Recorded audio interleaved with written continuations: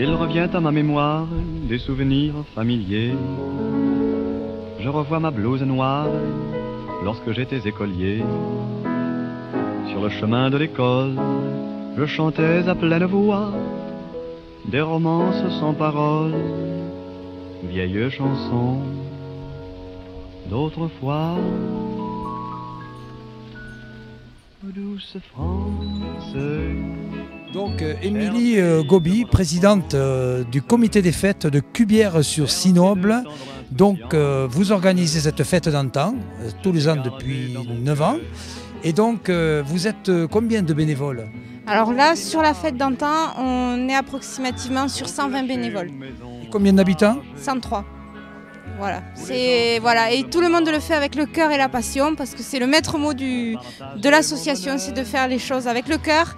Et c'est pour ceux qui veulent et qui peuvent à chaque fois. Donc c'est vraiment, voilà, on y met notre cœur. Donc à partir de ce moment-là, en général, ça nous plaît quoi. Donc on demande aux gens qui nous écoutent et qui nous voient de venir nombreux les autres années, parce que maintenant c'est un peu entamé comme la fête, vous voir ici donc, pour cette fête d'antan où l'on voit tous ces métiers d'époque, où on renaît de nos cendres, je dirais presque. Et surtout que l'année prochaine c'est la 10e. Donc tout ce que nous avons fait depuis 10 ans sera à l'ordre du jour, parce que certaines activités ont été faites et arrêtées. Donc là, tout ce que l'on a fait depuis 2008 sera à l'ordre du jour. Voilà.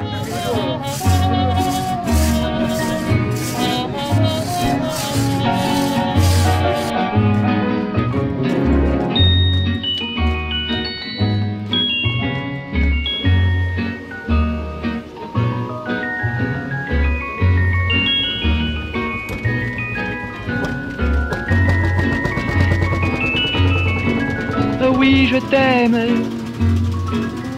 et je te donne ce poème.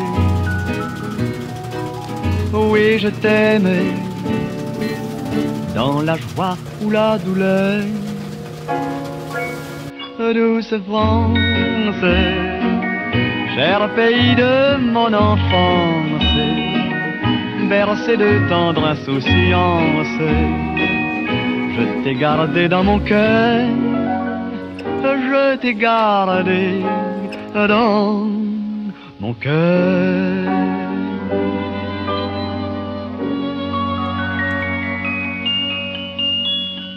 Voilà donc Sylvie Romieux, oui. Madame le maire de Cubières-sur-Sinoble. Voulez-vous nous présenter votre commune et cette fête d'antan? Oui, alors la commune, c'est une toute petite commune de 103 habitants, comme je crois vous a dit ma présidente du comité des fêtes. Alors on est très fiers de cette fête parce qu'elle est connue et reconnue au-delà du village et même du canton. Les touristes sont ravis de venir passer le week-end avec nous, les animaux, les vieux métiers. Donc on est vraiment très fiers de ces bénévoles qui s'investissent pour notre petit village. Bien, j'ai à côté de moi Jean-Pierre Gobi, qui est l'instigateur de cette fête d'antan à Cubières-sur-Sinoble, près de Bugarache. Donc, comment vous est venue cette idée et depuis quand cela existe?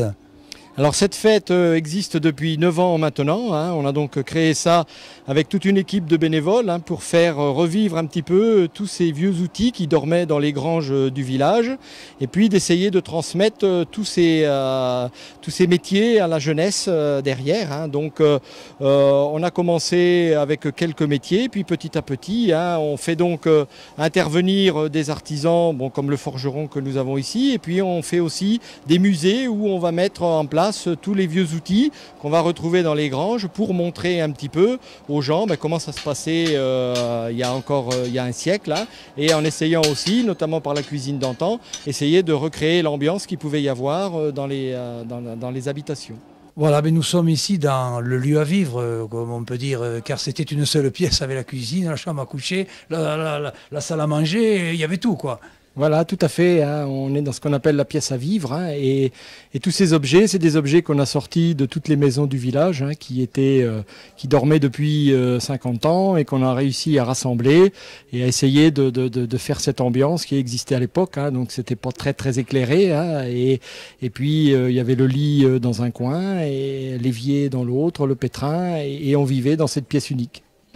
Alors, le musée du chapeau d'Espérazan-Haute-Vallée, représenté ici à la fête d'antan à Cubières. Ça date depuis quand ce musée du chapeau et le chapeau en général ici dans la région? Le musée de la chapellerie depuis 1992, hein, donc 24 ans hein, cette année. Et sinon, la fabrication du chapeau, plus d'un siècle.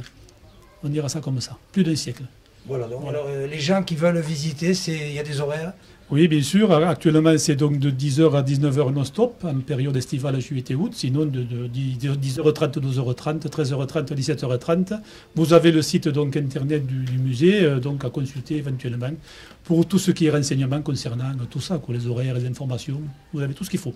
Et après, il y a la fabrication qui est Montazé. Voilà, l'usine Chapeau de France, la dernière usine en France à fabriquer la cloche en feutre de laine et le chapeau fini. La dernière usine en France, j'insiste, parce que c'est important de le savoir.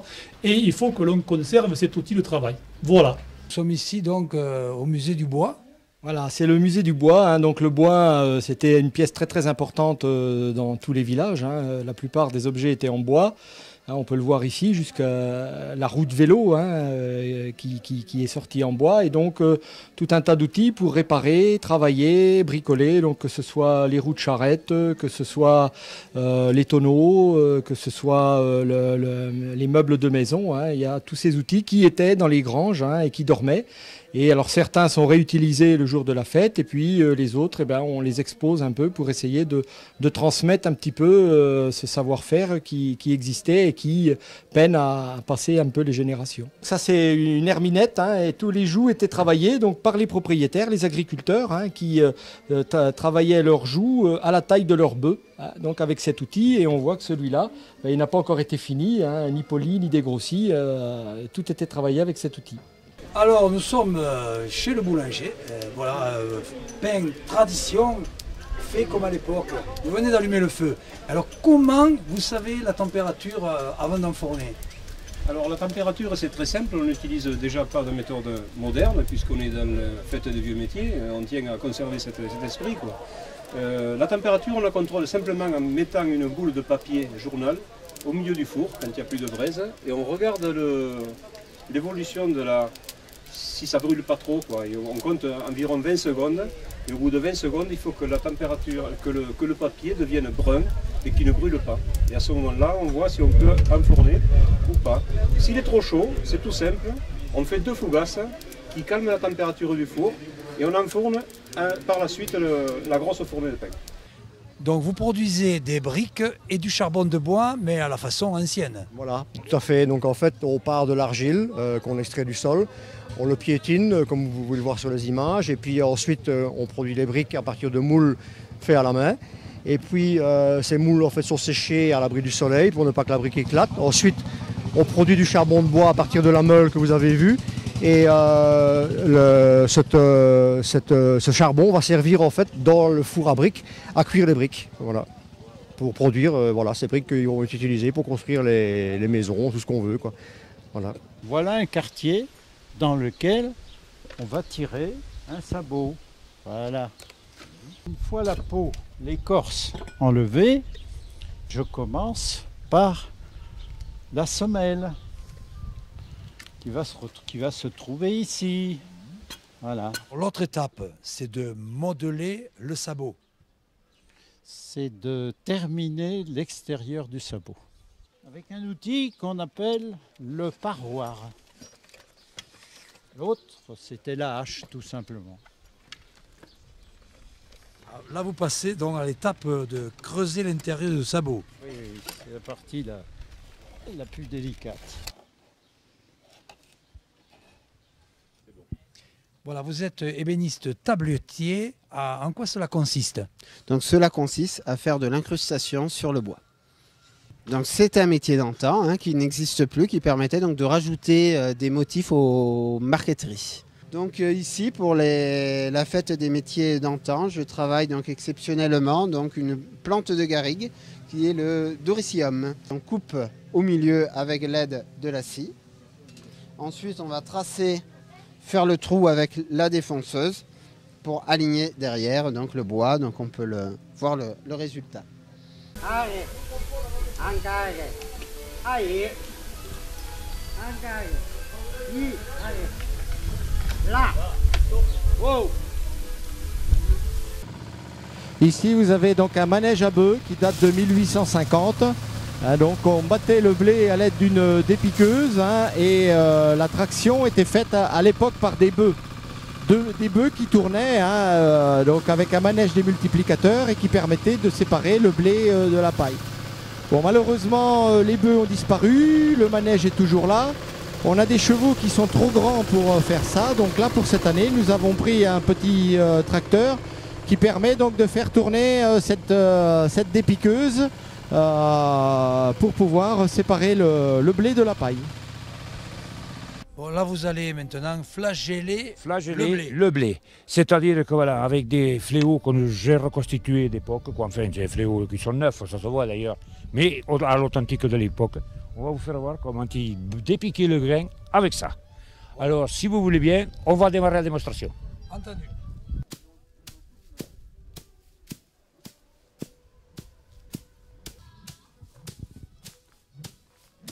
Bon, maintenant vous passez à la seconde étape. Voilà, la seconde étape consiste à retourner l'ensemble et continuer le battage comme on vient de faire au départ.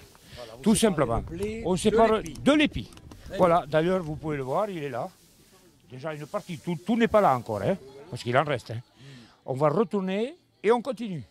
Alors là ici nous avons le ventadou, donc qui consiste en un gros ventilateur qui va faire partir les particules légères et donc le blé plus lourd va tomber en bas.